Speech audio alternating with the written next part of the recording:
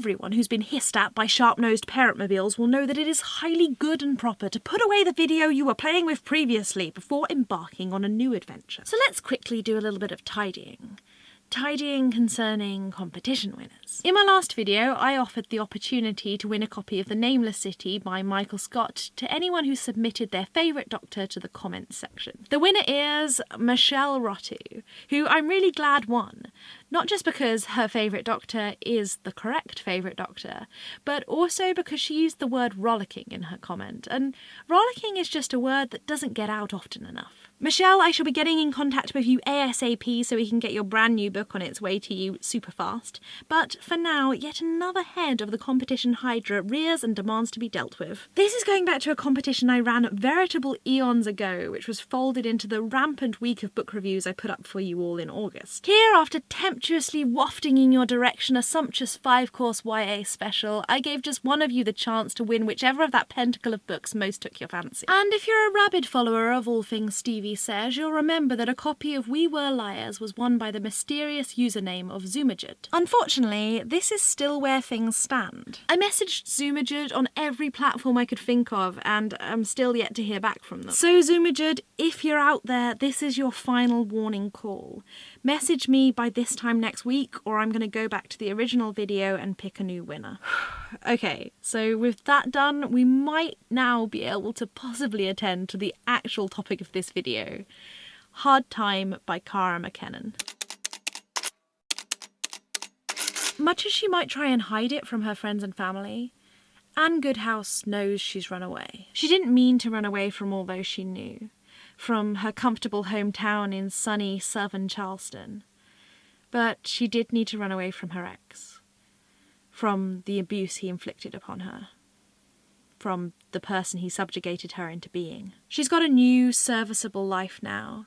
She lives above a not-too-despicable dive bar and enjoys her work as a librarian.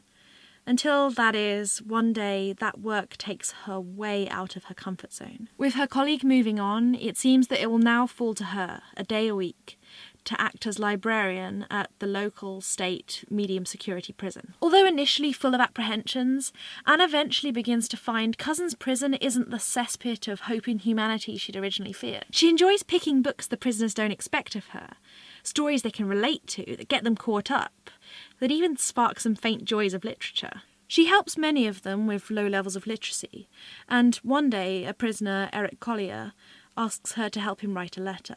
His missive is longing, wanting, full of lust and love. And Annie realises, as she writes, that this letter doesn't finish with him posting it off to some left lover. He's speaking about her. And Annie doesn't recoil. She doesn't flee. She wants that letter. She knows what she's doing is wrong, that it might get her sacked, that it might get her hurt. And yet, even as she chides herself for doing so, she can't help but entertain the fantasies. She wants Eric, as she hasn't wanted anyone for years, and her weeks begin to revolve around reading his latest letters. She thinks with just that, she'll be safe, that just that will sustain her, that she doesn't need to know what he did to get himself imprisoned in the first place, or when he might be getting out. So this is the hardest review I've had to write for a long, long time. I probably wouldn't be making a video for it at all with all the indecision it's heaped upon me, but for the fact that I swore fealty to Little Brown.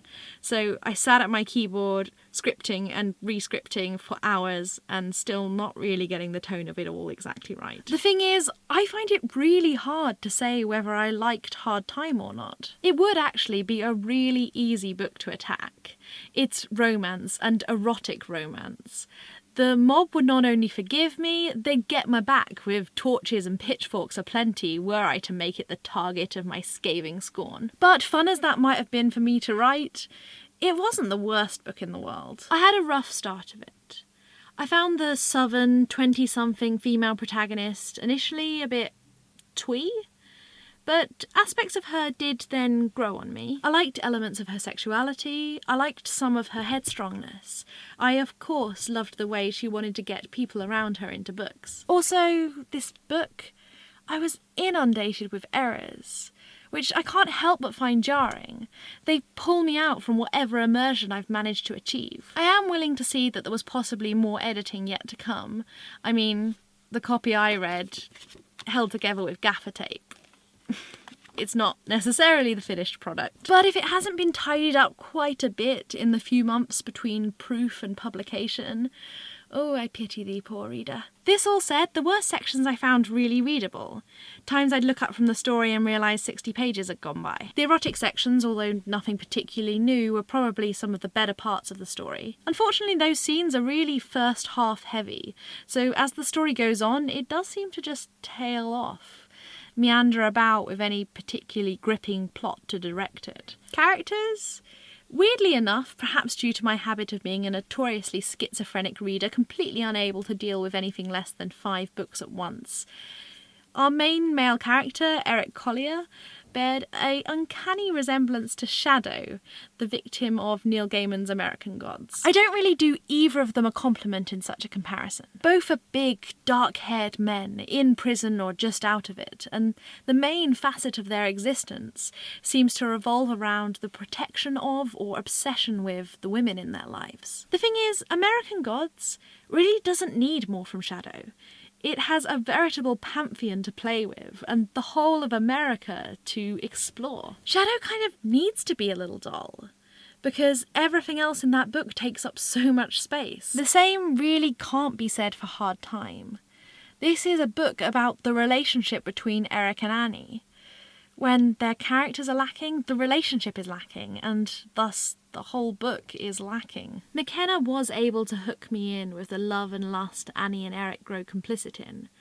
I needed to read this book, and I finished this book. But as much as I will defend the romance genre, arguing wholeheartedly that the relationships they show do not necessarily need to be admirable ones, especially at every little turn, there were times when this story would make me really uncomfortable, where I would actually be really angered by some of the characters' decisions. I think a good judgment of a book is, upon finishing it, whether I'd read a sequel, or another book by the same author. The answer in this case was quickly found. There was an excerpt of another of McKenna's work in the back of this book. Although I liked elements of Hard Time, I didn't even feel particularly inclined to read another segment of her writing that was already in my hands. I won't slam Hard Time, but that really doesn't say a lot for it. Anyway, tell me what you think of my review. Maybe you completely disagree with me. I'll be in the comments to chat all about it. Other than that, guys, I will see you in my next video. Bye.